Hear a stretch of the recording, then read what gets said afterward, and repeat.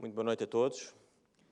Sr. Presidente da Distrital, Dr. José Silvano, do PSD, Dr. José Silvano, Sr. Presidente da Distrital do CDS-PP, Dr. Manuel Cardoso, Sra. Deputada, Srs. Presidentes de Câmara de Macedo, de Mirandela e de Vimioso, minhas senhoras e meus senhores, é com grande gosto que estou aqui e que agradeço a vossa presença para que em conjunto possamos refletir sobre, no âmbito destas jornadas, sobre o investimento.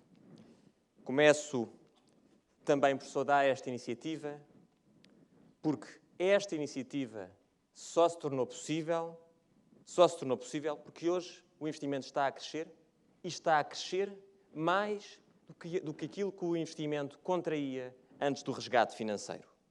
Ora, todos sabemos que o investimento é central para impulsionar este ciclo de crescimento que Portugal iniciou. E a questão que todos colocamos é quando é que o ciclo de crescimento realmente se iniciou. O crescimento não se iniciou em 2014. O crescimento não se iniciou no segundo semestre de 2013, mas este ciclo de crescimento iniciou-se a partir do segundo trimestre de 2013. E tem sido um caminho de consolidação de confiança, de redução do risco de crédito da República. E porquê é que esse aspecto é tão importante? Porque permite que as nossas empresas possam financiar a custos competitivos. E porquê é que o financiamento é tão importante? Porque sabemos hoje que as empresas só investem se o custo de financiamento dessas empresas for inferior à rentabilidade nos capitais investidos. Ora, todos sabemos que, antes do resgate e resultado das más políticas públicas, esse custo de financiamento das nossas empresas elevou-se de tal forma que era mesmo superior à rentabilidade dos modelos de negócio. Ora, que faz um pequeno empresário quando paga mais para servir a dívida do que aquilo que gera o seu próprio negócio? Não investe. E foi por isso que em 2010, quando o Estado gastava mais em receita do que aquilo que, em despesa do que aquilo que recebia em receita, 20 mil milhões de euros, o maior déficit da nossa história, nós diríamos, com um déficit de 20 mil milhões de euros, seguramente que o investimento cresce. Só pode crescer. A verdade é que com um déficit de 20 mil milhões de euros, o investimento caía e caía mais de 3%. Porquê? Porque as más finanças públicas secavam todos os recursos da economia. E por isso também é que hoje, com o menor déficit em 2015, o menor déficit dos últimos 40 anos, o investimento cresce. E cresce porque o custo de financiamento das nossas empresas é muito mais baixo e há a confiança necessária para as empresas poderem investir. Eu gostava de... É importante, e julgo que a nossa apresentação não... Ok. Julgo que é importante, ao longo destes 4 anos, termos em conta que é necessário irmos prestando contas aos portugueses e falarmos dos resultados que conseguimos obter. E esses resultados são concretos, são tangíveis e começam pelo facto de termos libertado o país do resgate financeiro, de termos recuperado a nossa soberania financeira, mas fomos muito mais longe do que isso. Reganhámos a confiança internacional. Reiniciámos um ciclo de convergência com a Europa. Este ciclo de convergência com a Europa faz parte do projeto europeu. O projeto europeu tem implícito que os países com menor nível de desenvolvimento devem crescer acima dos países mais desenvolvidos. Ora, Portugal interrompeu essa convergência mesmo antes de entrar no euro, há 15 anos atrás. 2014, foi o primeiro ano em que Portugal passou a crescer o mesmo que os nossos parceiros e 2015 será o primeiro ano, nestes últimos já mais de 15 anos, Portugal cresce mais que os nossos parceiros europeus. Mas comecemos pelo mercado do trabalho e pela competitividade no mercado do trabalho. Sabemos que hoje a nossa produtividade, a produtividade da economia é cerca de 2/3 da produtividade dos nossos parceiros europeus. Ora, esta produtividade também ela estagnou durante esta década perdida, sendo que vemos que desde os últimos 4 anos que a competitividade do nosso mercado de trabalho recuperou, como vemos aqui Portugal, é o segundo país com maior recuperação da competitividade do mercado de trabalho a seguir à Alemanha, sendo que esta recuperação só se iniciou em 2011, ou a partir de 2011. E que neste pequeno período nós reganhamos mais de metade da competitividade alemã durante os últimos 15 anos. Gostava de falar de algumas das reformas estruturais. Elas têm um rosto, são mais de 450 reformas, mas dando quatro exemplos concretos, quando perguntamos, mas então, que reformas estruturais é que foram implementadas e que impacto é que elas têm nas nossas vidas? Um exemplo, a agilização do sistema judicial. Sabemos que em 2010, por cada 10 processos que entravam nos tribunais, apenas eram resolvidos 9. Hoje, por cada 10 processos que entram nos tribunais, são resolvidos mais de 13. São já menos 120 mil processos pendentes do que no final de 2010. Estes são os efeitos concretos, tangíveis, das reformas estruturais. Mas as reformas também para apoiar o tecido empresarial que falava há pouco, para que as nossas pequenas e médias empresas se possam financiar e que possam também diversificar as fontes de financiamento, reduzir esse custo, e por isso é que também este quadro comunitário tem um impacto tangível nas empresas. É o quadro comunitário da competitividade e da geração de emprego, porque tem um elevado enfoque nestes aspectos que são tão importantes para nós. A reforma do IRC que é também tão importante para que a nossa competitividade possa aumentar, para que haja um maior incentivo ao investimento, mas também, como falava há pouco, as reformas do mercado de trabalho. Mas comecemos pelos resultados do crescimento, e vemos que precisamente entre 2000 e 2011, como falávamos há pouco, aliás, o crescimento, se considerarmos desde 2005, era de 0,4%, como falou o Sr. Presidente da Distrital do CDS-PP, 0,4%, mas se alargarmos o intervalo, 0,5% entre 2000 e 2011. Foi precisamente na década em que o custo de financiamento foi para mais baixo para a nossa economia. Como é que é possível que, com tanto endividamento, o país não tenha crescido? Em 2014, o país cresceu 0,9%, deixou de crescer menos que os nossos parceiros, mas, mais importante, em 2015, iniciamos o tal ciclo de convergência que falava há pouco, que foi interrompido durante 15 anos. Em 2014, se perguntarmos, mas 0,9% é a nossa ambição de crescimento para o futuro? Não. Ambicionamos crescer mais de 2%. Mas a verdade é que 0,9%, parecendo pouco, é mais do que os 0,4% que falávamos há pouco de crescimento anual. É mais do dobro disso. E, portanto, mostra precisamente que estamos no caminho certo, estamos com resultados concretos e tangíveis de recuperação da nossa economia. Mas a questão que colocamos é, então, em 2015, como é que Portugal se coloca frente aos nossos parceiros europeus? Se considerarmos que a média dos países da União Europeia cresce 100 unidades, índice 100, Portugal crescerá 23% mais. E crescerá mais do que a Alemanha, com 115 pontos. Mais que a Holanda e mais do dobro que a Áustria, que a Finlândia e que a Itália. Quando nos questionamos, mas então, a que se deve este ciclo de crescimento? O que é que mudou na nossa economia? As exportações têm sido o motor da nossa economia. E porquê? Porque o peso das exportações no produto interno bruto, para o mesmo patamar de produto, é muitíssimo mais gerador de emprego. E vemos precisamente que as nossas exportações, em volume, aumentaram entre 2010 e 2015 35%. As nossas exportações aumentaram em volume 19 mil milhões de euros entre 2010 e 2015. Para quem diz que o potencial de crescimento das exportações já não aumentará mais, 2014 foi mais um ano com um fortíssimo aumento das exportações. Para quem diz que o potencial não poderá continuar, a nossa ambição é continuar e acelerar o ritmo de aumento das exportações. As exportações aumentaram porque passámos a exportar mais para os nossos mercados tradicionais, para a Europa, mas também porque diversificámos essas exportações. Hoje, exportamos para fora da União Europeia quase 30% do volume total de exportações.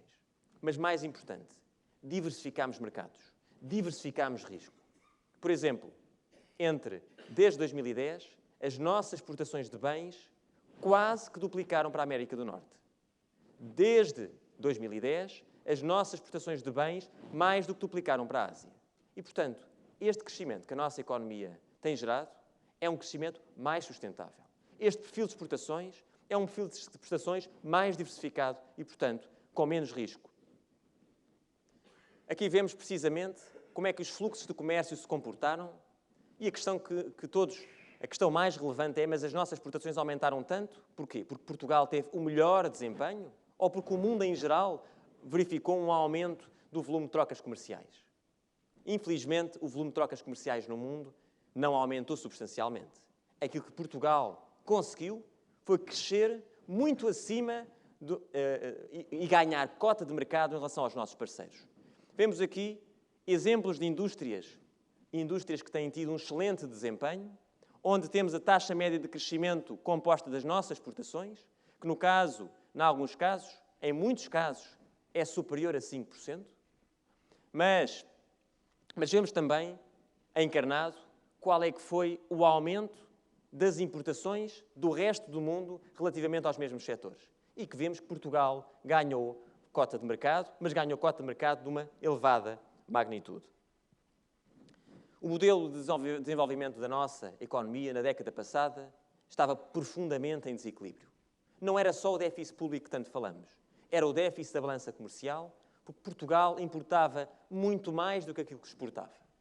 Mas vemos precisamente que desde 2008, em 2008, esse déficit da balança comercial era superior a 11%. Mas todos nos recordamos que em 2010, que foi o ano dos PECs, do PEC 1, do PEC 2, que eram aumentos de impostos e que era muita consolidação orçamental, o déficit de 2010 foi um déficit de 11,2%.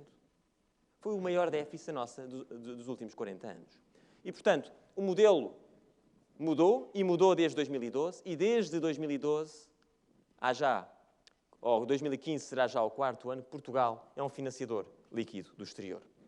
Mas falemos de investimento, que é o que falámos há pouco, e se em 2010, com esse déficit, o investimento caía, e caía mais de 3%, em 2014, com contas certas, com contas públicas certas, o investimento cresce, e espera-se que cresça, e cresça mais em 2015, e continue a crescer em 2016. Todos falamos, e todos ouvimos falar, de um plano de investimento Juncker. O que é que isso significa? O plano Juncker é um fundo que está a ser criado para poder alavancar mais investimento entre os Estados-membros. Foi feita uma recolha de intenções de investimento, um exercício harmonizado entre os 28 Estados-membros, e a pergunta que todos colocamos é: quais são as perspectivas de investimento para os próximos 3 anos? E como é que se situa Portugal nessa análise com os outros países? Situamos-nos melhor, situamos-nos pior? Há mais confiança em Portugal? Haverá mais investimento? Pois aqui temos o resultado desta identificação de projetos feita entre todos os Estados-membros. Portugal, em percentagem do PIB, é o 6º país com maiores intenções de investimento entre 2015, 2016 e 2017. Portanto, no médio prazo, mas também no curto prazo.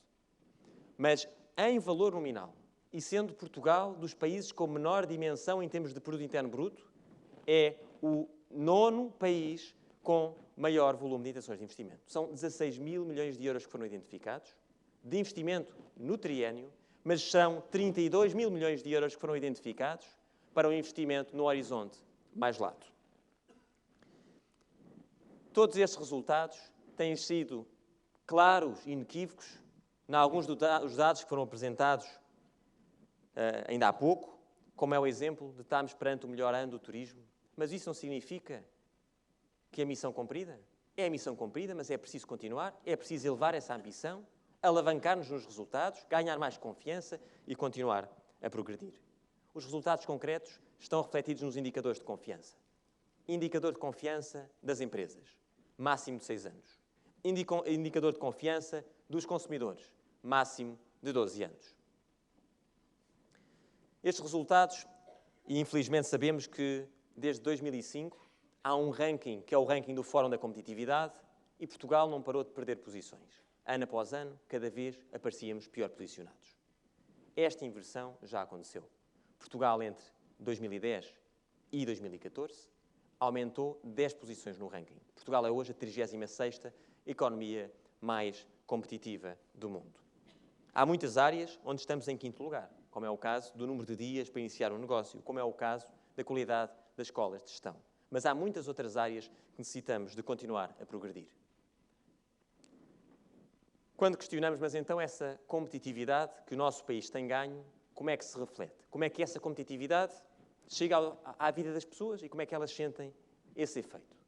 Ora, há um efeito que é importante, que tem a ver com o indicador das insolvências e dissoluções de empresas. Desde entre 2012 e 2014, o número de empresas insolventes reduziu-se mais de 25%. Mas há outro indicador que é mais importante e mais expressivo, que é a criação líquida de empresas, que vemos aqui do lado direito.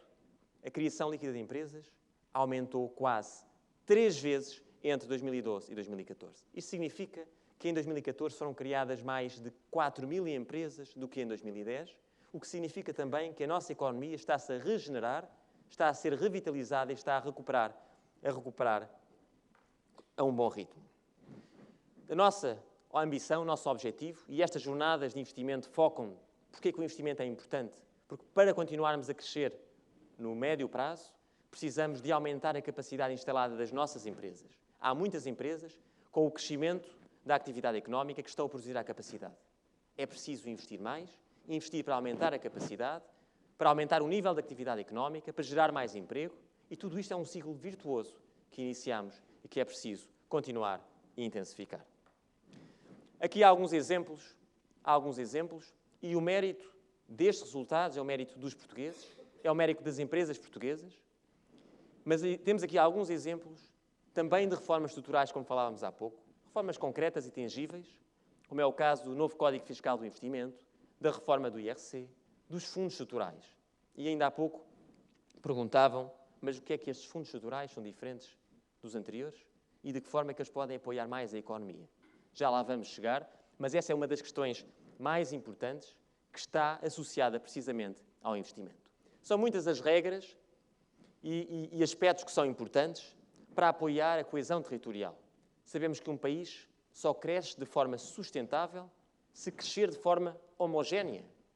Se todos os distritos derem o seu contributo, se todas as pessoas derem o seu contributo e se o potencial de crescimento de todos os distritos do país, de uma forma coesa, puder ser amplificado. Nesse sentido, este Código de Investimento é um código, como revemos aqui, com um crédito de IRC para poder dar um incentivo adicional para se investir, mas também com uma majoração para as regiões de baixa densidade, para poder potenciar a reindustrialização, o setor agroalimentar, que são tão importantes e também são tão geradores de mais equilíbrio na nossa balança comercial e na redução do endividamento. O novo Código Fiscal do Investimento também permite incentivar precisamente a revitalização do tecido empresarial, podendo permitir que durante os 3 primeiros anos o IRC possa ser de até 0%, permitindo utilizar a dedução integral do investimento. São fortíssimos incentivos para investir. Falávamos há pouco também do IRC. A nossa ambição é que Portugal possa ser dos países mais competitivos da Europa e da OCDE ao nível da competitividade fiscal para as empresas. Para que mais empresas possam instalar em Portugal, para que mais investimento estrangeiro possa ser atraído e, naturalmente, mais geração de emprego. A nova instituição financeira de desenvolvimento tem sido uma discussão presente. O que é que ela pode fazer pelas empresas? Esta instituição já está em atividade, tem um capital de mais de 100 milhões de euros, mas mais importante, tem para gestão mais de 1.500 milhões de euros, que poderão mobilizar mais de 10 mil milhões de euros de investimento público e privado para apoiar as empresas. E como é que se pode apoiar as empresas?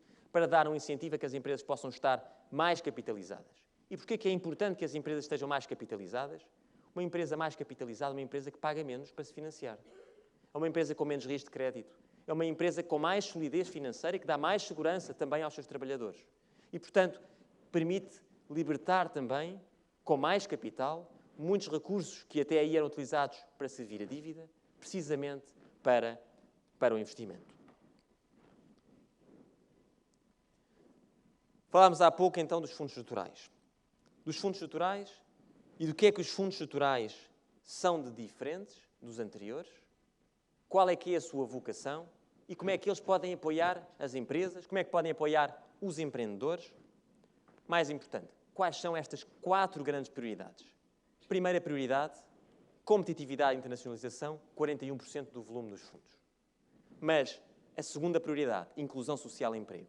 Terceira prioridade, capital humano. E quarta, sustentabilidade dos recursos. Como vemos, 2 dos eixos principais apontam para o potencial humano. Mas quando falamos também da competitividade e internacionalização do tecido empresarial, também ele está enfocado no potencial humano, gerador de mais produtividade, de mais atividade económica, de mais emprego, de mais geração de riqueza. Respondendo então à diferença do novo quadro comunitário. Se até aqui a preocupação essencial era nível de execução. Qual é o nível de desempenho do quadro comunitário? Executámos 70% do quadro comunitário. Executámos 80%. Quanto se gasta não pode ser o único parâmetro de performance. Porque o que se gasta não nos diz qual foi o impacto na economia. Ora, este quadro comunitário não está a contratualizar a execução, está a contratualizar o desempenho. E, portanto, tem uma preocupação de ser mais célere nas decisões, tem uma preocupação de ser mais simples na forma das candidaturas, mas também com maior previsibilidade e, principalmente, numa lógica de contratualizar resultados por oposição à simples lógica da execução. Exemplos de eixos de atuação do quadro comunitário são mais de 9 mil milhões de euros para reforçar a competitividade.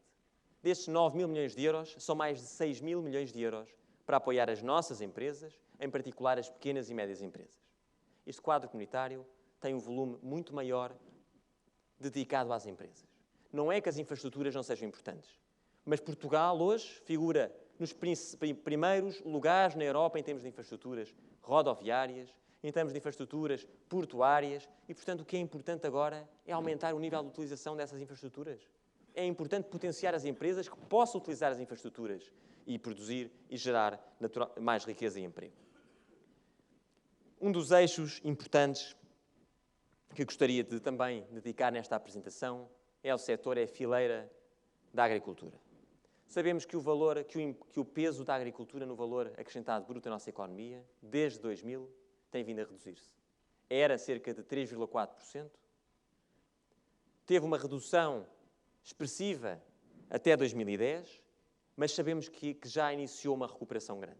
E por isso é que também este quadro comunitário aloca mais de 200 milhões de euros para que jovens agricultores se instalem pela primeira vez na exploração agrícola.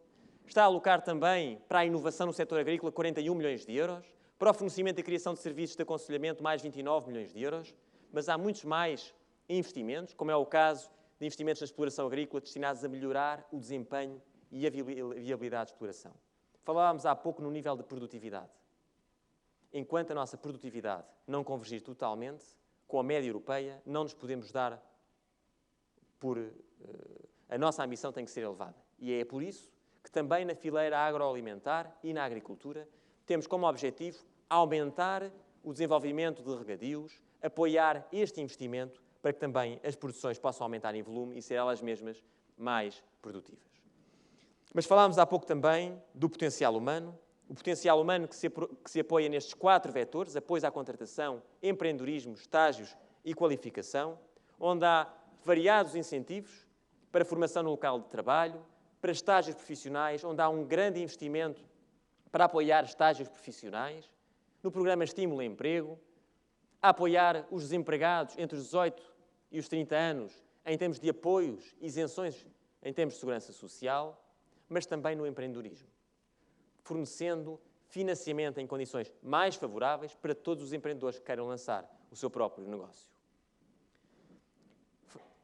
Todos estes eixos têm um objetivo que é valorizar o emprego, valorizar o potencial humano, aumentar a qualificação profissional e estes resultados têm vindo a ser refletidos precisamente no aumento da taxa de emprego, que tem sido criado o emprego, como sabemos e como foi referido há pouco, desde o primeiro trimestre de 2013, e essa criação de emprego tem que ser impulsionada para aumentar precisamente a taxa de emprego e temos como ambição possa ser 75% da população ativa em 2020. Todos estes incentivos que vimos têm como objetivo poder potenciar esse emprego através do maior nível de atividade económica. Há pouco comentávamos as infraestruturas. Elas são importantes para aumentar a produtividade das nossas empresas. Estes são investimentos do novo quadro comunitário nos vários eixos, sendo que estes resultados que temos aqui são resultados de aumento do nível de infraestruturas. Os portos nacionais atingiram o nível de carga maior de sempre no final do ano de 2014. A carga nos portos portugueses, o movimento de contentores aumentou entre 2010 e 2014 76%. Sabemos que as nossas exportações, a maioria são escoadas pelos nossos portos. A nossa ambição é que o aumento de mercadoria nos portos portugueses possa ser de mais 50% até 2020. Também na utilização da ferrovia, os aumentos têm sido muito substanciais. Ao nível das energias renováveis, como vimos há pouco no vídeo que foi apresentado, temos também como objetivos progredir para um aumento da utilização de renováveis que se eleve a 40% em 2030 e 20% em 2020. E para isso temos um programa operacional de sustentabilidade e eficiência no uso de recursos. Há pouco falávamos de produtividade. A produtividade é tão importante porque é a forma como utilizamos os fatores de produção. A nossa produtividade, que estagnou durante uma década, em torno dos 2/3 dos 66%, entre os 66% e os 70% da média europeia, há 4 anos que aumenta. Mas mais importante, há 2 anos que a nossa produtividade aumenta a um ritmo a 1% acima da média europeia, como vemos aqui do lado direito deste gráfico. Esta produtividade é importante para que possamos ser mais competitivos. Mas falando também de investimento, e chegando ao final da nossa apresentação, este investimento é importante que seja feito e, sempre que necessário, com financiamento. E esse custo de financiamento é determinante para que as empresas possam tomar a decisão de investir mais. Ora, o custo de financiamento tem vindo a cair com uma forte expressão, mais de 35%, desde o final de 2011, sendo que hoje o custo de financiamento, como vemos aqui, das nossas empresas, é já muito mais baixo que a rentabilidade do capital investido que vos falava há pouco. Anteriormente, as empresas tinham um custo de financiamento maior do que a sua rentabilidade e, naturalmente, não investiam. Hoje, este desequilíbrio está, portanto, ultrapassado. Para terminar, e como falamos de financiamento todos sentimos, que as famílias sentem quando têm que pagar as suas hipotecas aos bancos, que as empresas sentem nas prestações também do cumprimento dos seus compromissos. Vemos precisamente, e este gráfico mostra-nos a distribuição do custo de financiamento de toda a economia agregada. O custo de financiamento médio estava aqui próximo dos 6% em 2012.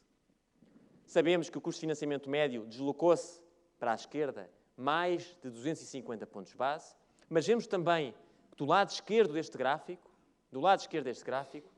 há muitas empresas, há muitas famílias que estão a pagar já menos de 2% para se financiarem. Há 3 ou 4 anos atrás era impossível podemos prever que nos conseguíssemos financiar a um custo tão baixo, mas a verdade é que o caminho não está concluído. É que nós hoje, como vemos aqui também, temos ainda muitas empresas que pagam 4%, 5%, 6% para se financiarem e que naturalmente estão em desvantagem frente às empresas alemãs que têm custos de financiamento mais competitivos. E, portanto, é preciso continuarmos a progredir na redução do custo de financiamento da economia. Para terminar, não podemos falar de investimento sem definir metas e objetivos para o nosso futuro. Essas metas e objetivos têm que ser ambiciosas, não podem deixar de o ser. Muitos diziam que não era possível ter uma saída limpa, não era possível ter as contas em ordem e ter o investimento a aumentar em simultâneo, que não era possível crescer, que estávamos numa espiral recessiva. Ora, isso não é verdade. Estamos num ciclo virtuoso de crescimento e conseguimos tudo isso com uma atitude responsável, com uma atitude de contas em ordem e estamos precisamente num ciclo em crescendo a ganhar mais confiança. E nesse sentido, definimos como objetivos, para o médio prazo, mais ambiciosos, não chega a exportar 41% do produto. É verdade que as exportações tiveram um comportamento excepcional, que superaram as nossas próprias expectativas, mas hoje estamos conscientes que podemos ir muito mais longe. Muito mais longe mesmo do que tínhamos ambicionado. Hoje ambicionamos que o peso das exportações seja superior a 50% do PIB em 2020. Hoje ambicionamos que o nosso produto não só cresça mais que os nossos parceiros, porque temos capacidade para isso, e temos capacidade para isso porque a nossa produtividade é mais baixa, mas ambicionamos que o nosso produto interno bruto cresça mais de 2% a partir de 2020. Temos como objetivo que o ambiente de negócios e de investimento em Portugal seja o melhor dos 5 melhores países, do top 5 na Europa, também que o nível de emprego aumente, que o investimento seja reforçado e, finalmente, que o peso da indústria na nossa economia aumente. Ora, estamos a fazer um caminho gradual a reconquistar a confiança, mas temos a consciência que é necessário continuar este caminho para podermos concretizar aqueles objetivos que há pouco vos mostrava e que, nesse sentido, este esforço valeu a pena, mas valerá muito mais a pena se continuarmos a concretização do rumo que definimos em conjunto. Muito obrigado.